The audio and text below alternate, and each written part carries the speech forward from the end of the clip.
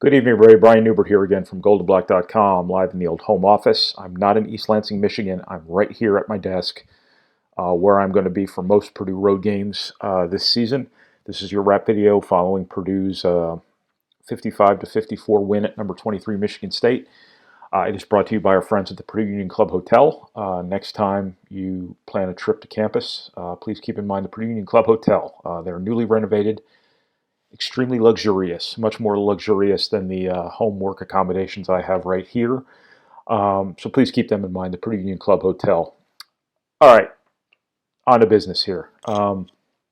Purdue scores a very, very welcome win here tonight, not here in this office in Michigan.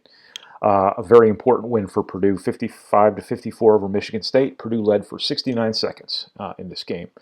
And just sort of found a way, I guess. If this wasn't Big Ten pandemic ball, I don't know what is, because Purdue scores 16 points in the first half.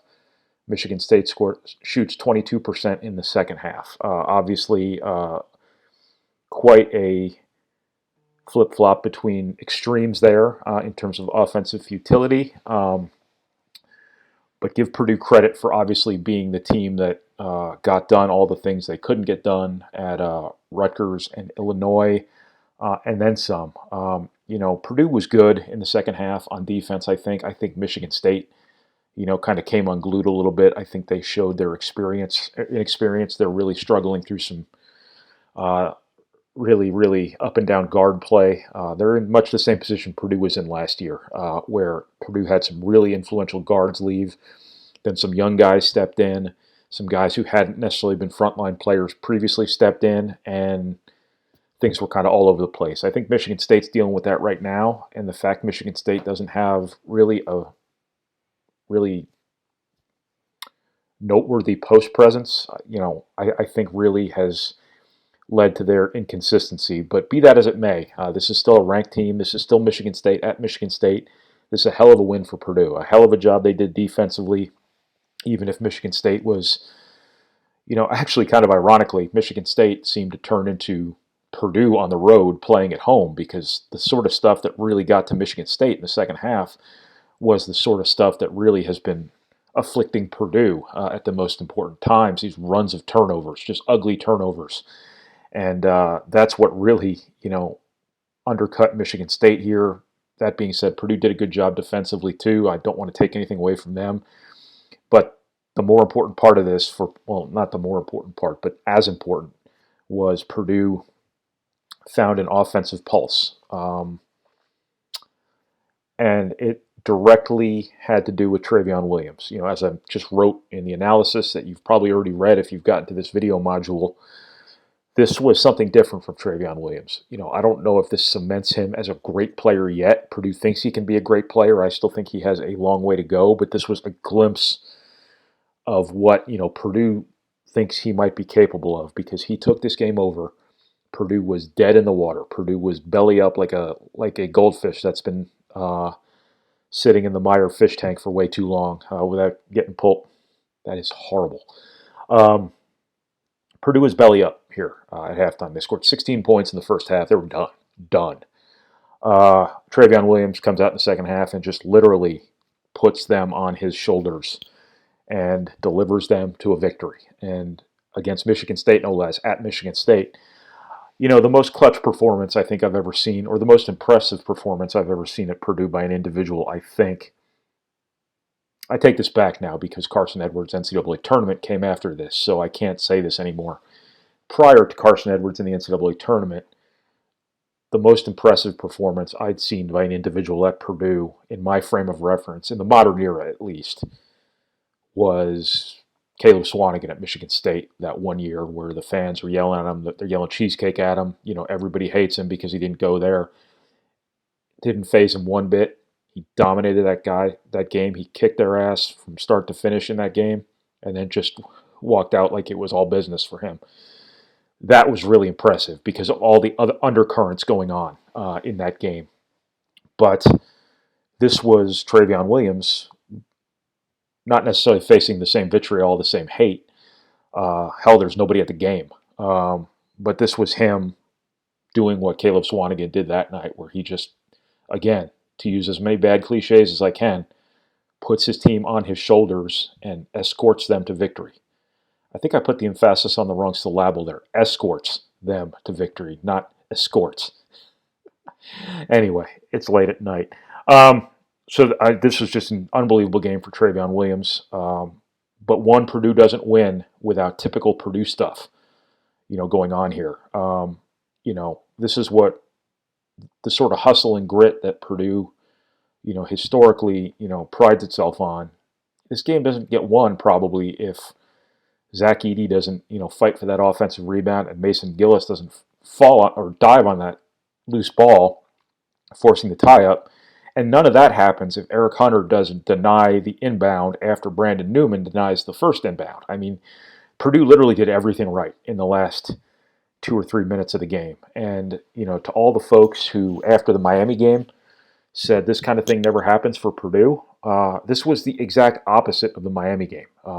If you'll recall, Miami couldn't score in the first half. Purdue was up big at halftime. And then suddenly Purdue couldn't score in the second half. And Miami went on to win. This was the exact opposite. Just like the Miami game was the same thing as the Marquette game, this was the exact opposite of the Miami game. And I think that's crazy. It is so weird how basketball works. But, Purdue won this game because Trevion Williams was unbelievable, and Purdue made some unbelievable plays, in the last minute of this game between Eric Hunter, Mason Gillis, and Zach Edey. Matt Painter made the perfect coaching move there by putting Zach Edey in for the offensive rebound, and I can't imagine there having been a more directly influential substitution ever made at Purdue prior to that one, because that was the exact intent. And what the hell are the chances of that actually happening? But it did. So Purdue gets a hell of a win. I haven't said anything about Jaden Ivey yet. This was the most impactful 6-point game I think I've ever seen. Well, I'm overstating things again. I'm getting caught up in the hyperbole.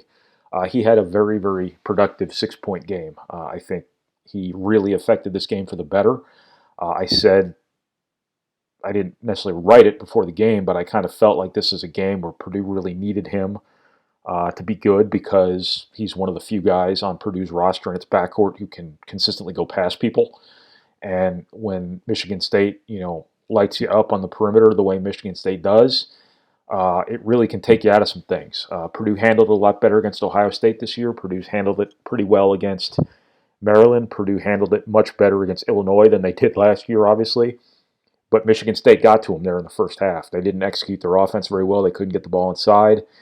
This was an opportunity for Jaden Ivey. If somebody gets up on you, what do? You go past them. And Jaden Ivey is one of the guys who can do that. And I thought he delivered big time. He was like an IV of energy for Purdue. If you see what I did there, an IV. Yeah, we're really rolling tonight. But, what did he have in this game? All right, look, so I was using an old notebook today to take notes. This was tucked away in it. It's the box score from the Purdue-Texas Tech game in the NCAA tournament several years ago. That tells you how many old notebooks I have laying around. Purdue couldn't stop Zaire Smith. He had 14 on 7 of 10 shooting off the bench. He's now a Philadelphia 76er, I think. So I do have a box score tonight. You know why? Because I have a printer, but it only now dawned on me that I can use it, even though I hate more than anything paying for printer ink.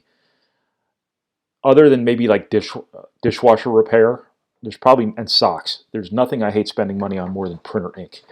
But I do have a box score tonight. Jaden Ivey was 3 of 9 from the floor, 6 points. That doesn't sound like much, but I think he really affected this game for the better offensively. Beyond that, 2 things really important. 6 rebounds from Jaden Ivey off the bench, a guard. Not exactly the guy you expect to come in and be Dwight Howard on the boards. Purdue out-rebounded Michigan State. Good luck ever being Michigan State without out-rebounding Michigan State. And when the guards come in and get a bunch of rebounds, Eric